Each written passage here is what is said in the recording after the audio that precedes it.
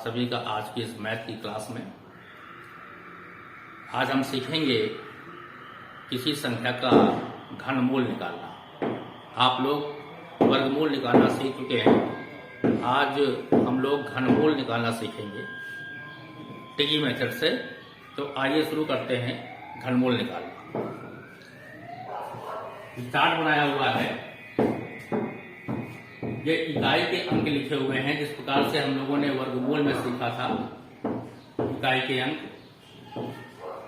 एक के घन में एक इकाई, दो के घन में इकाई होगी 8, तीन के घन में इकाई होगी 7, चार के घन में इकाई होगी 4, 4 चौको 16 चौको 64, 5 के घन में 5, 6 के घन में 6, 7 के घन में 3, 8 के घन में 2 और 9 के घन में 9।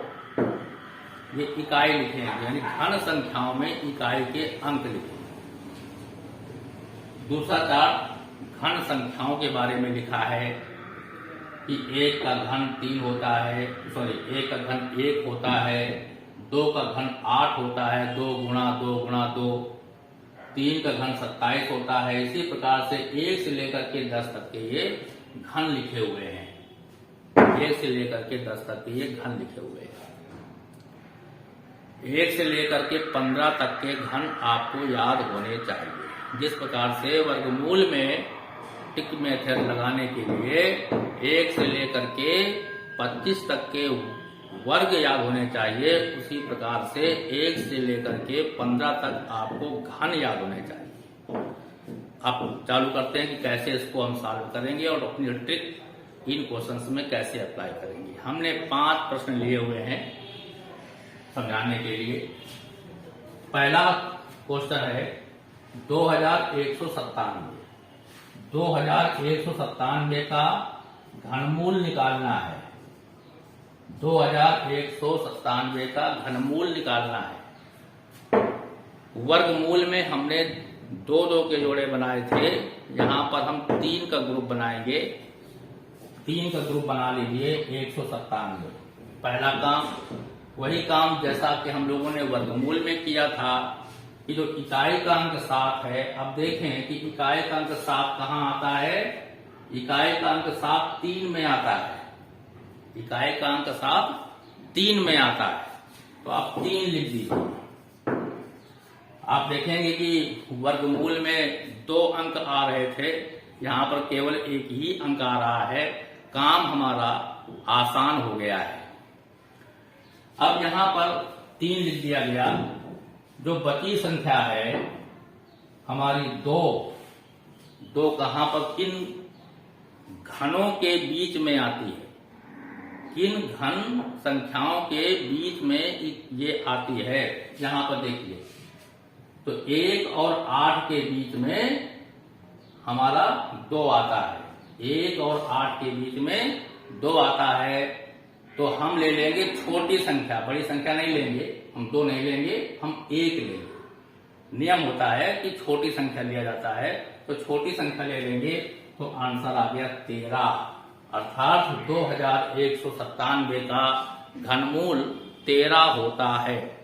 अब इसके बाद में हम लोग दूसरी संख्या लेते हैं, दूसरा सवाल लेते हैं। 2744 का घनमूल निकालना है। 2744 जोड़ा बना, 3-3 का जोड़ा बनाइए। 3 अंक लेते हैं केवल हम।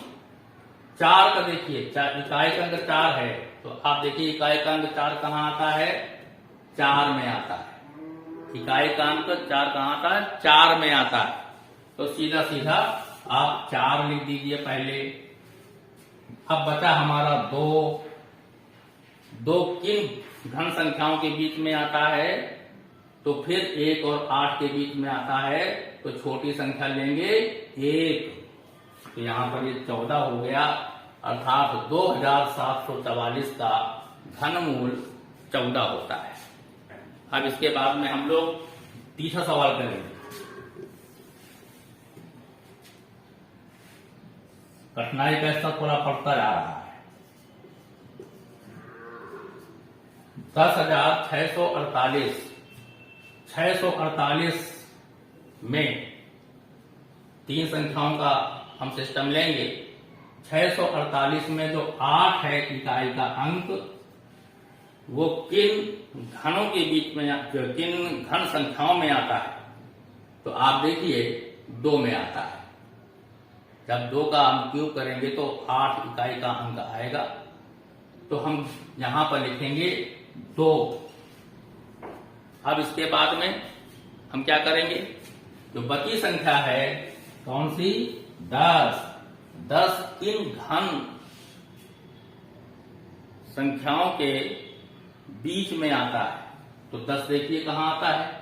8 और 27 के बीच में 10 आता है।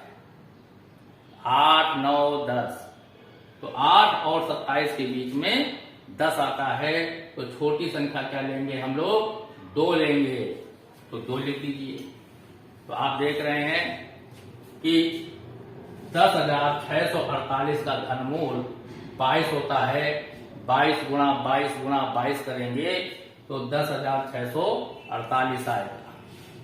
वर्गमूल से आसान है। आसान वो भी है क्योंकि वहां स्टेप ज्यादा थे, वहां एक स्टेप अधिक था।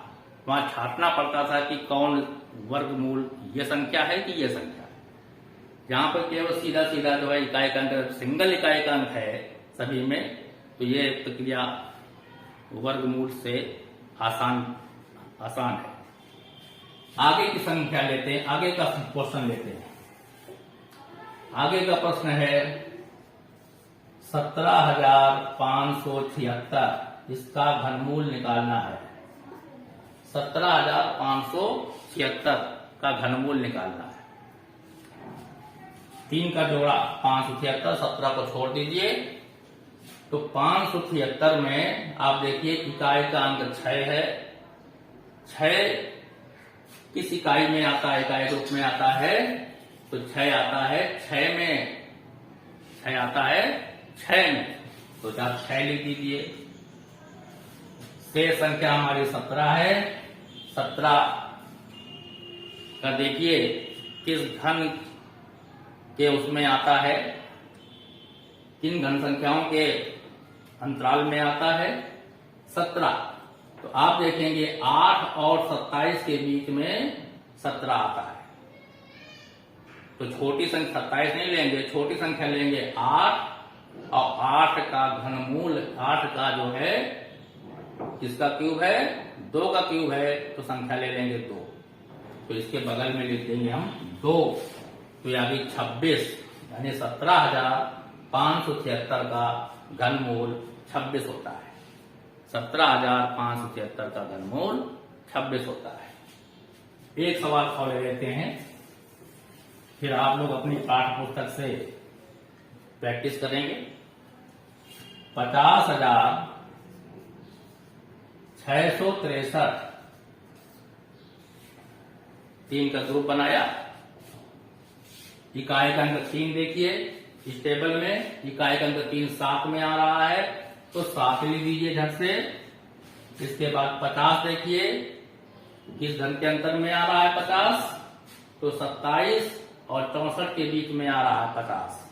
तो छोटा अंक लेंगे 27, उसका करस्पॉन्डिंग क्यूब है 3 का क्यूब। तो 3 बगल में लिख देंगे। तो अर्थात ये इसकी घनमूल हो गई। 50,663 का ये घनमूल हो गया।